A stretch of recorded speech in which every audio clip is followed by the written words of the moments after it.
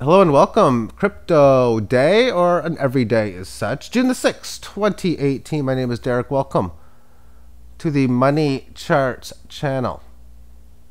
I hear a lot more people talking negative or bad about the Bitcoin price, but more so in the terms of Bitcoin is down so much, firmly below 10,000. Down close to 2/3 its value, or well over half, which is obviously true. When we look at price action, we've had support down towards here. We've got our all-time high way up here. And most certainly on the lower end of that range, that's basically relatively bearish, making lower highs throughout the way. Maybe this thing is going to be able to revert within the daily. 18 averages are nice and flat.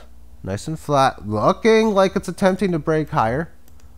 Keyword is looking. And even if it does, it's got a long ways to go. If I draw some just trend lines along the way here.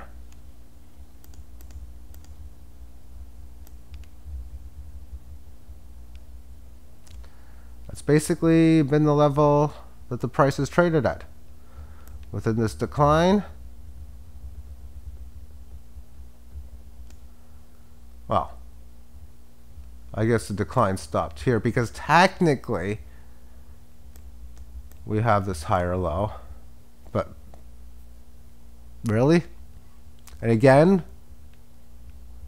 but we're still well below the last high from the last higher low. It could obviously still break it as a possibility. It has to break one of these lines, basically. See, if the price action does something like this,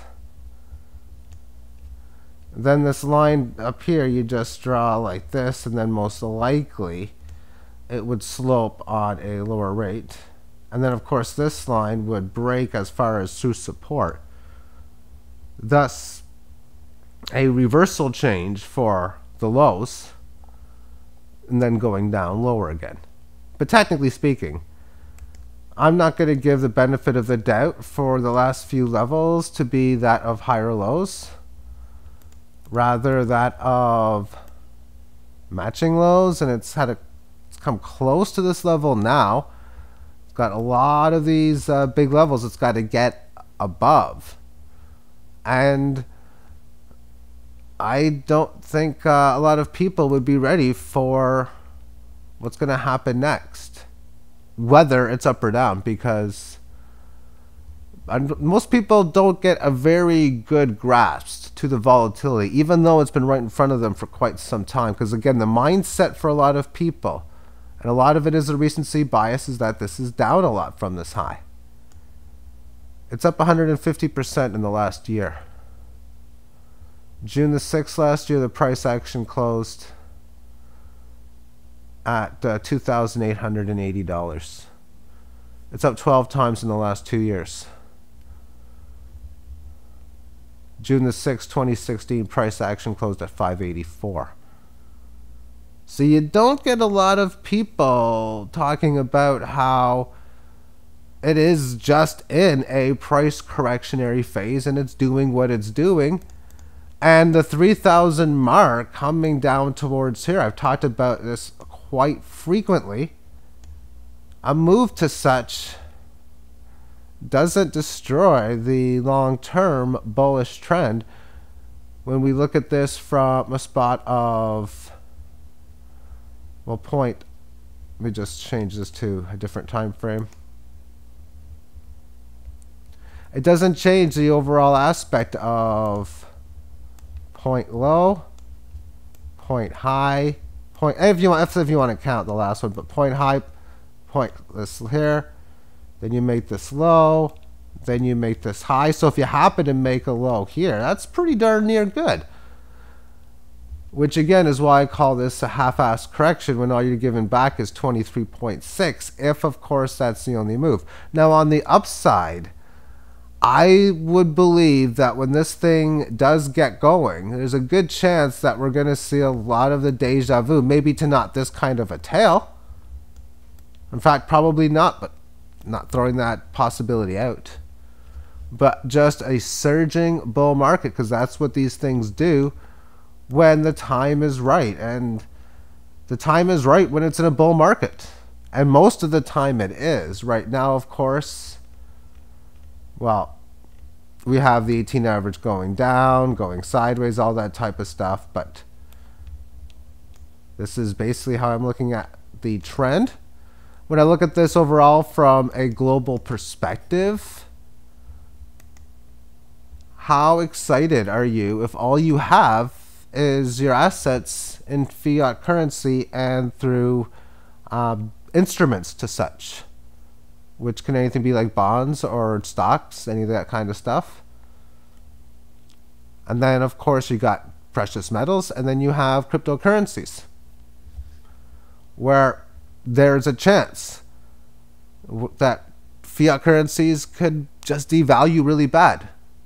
And there's a chance cryptocurrencies can devalue really bad. Precious metals, well, it's just, they're just going to keep going sideways, I guess. Because I look at silver, it's been very much a boring chart. That's what I was mainly talking about. And I was doing so because of how the fiat currency system is an ultimate mess. Chart-wise now, on a choppy level, that's exactly what this chart has become. So there's really no point of going over this particular chart over and over and over again. It's not worth it, especially because for most people tuning in, the ultimate really all the trading you're going to be doing is every so often you're going to be buying silver at different points.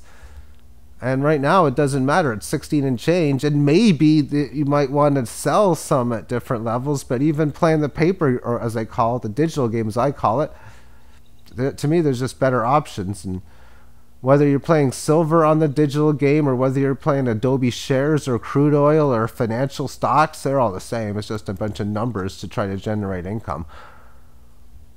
Now, quickly, let's take a look at this on the short-term time frame, because it's got what I consider that of the reverse Bart Simpson head formation. And failed move, fast move. This thing is lifting off really, really nicely now. So the Bart Simpson head formation, I'll put the TUSD up very soon and I'll show you what I mean. That will give me the opposite look. Here's this big level of support. We've had a lot of these up and down choppy moves so far. It looks like we might be having some more of it. But as we've seen before in the past, there's your big fast move higher. This one continuously went down, not so fast really. But just there's another fast move here, fast move here. They're happening all the time right now within this market. But this again is what I call that, this formation here I find very, very interesting. After making it to this point, it did a very good job holding. And now it's breaking out really nicely. So that means on the daily term time frame that it's just attempting to get out of this newly neutral 18 average, and it's got a long ways to go from this state. Let's take a look at this on the reverse, on the TUSD, and this way we can see the fall from such and how doesn't really show it. Didn't really have that kind of move. It barely broke resistance. It didn't have that big of a move. What the heck happened here? This is 130, 131 to 134 and change. That's a difference of a little over 2%. That does not look like the reverse, to say the least, but I guess a little bit, but not really.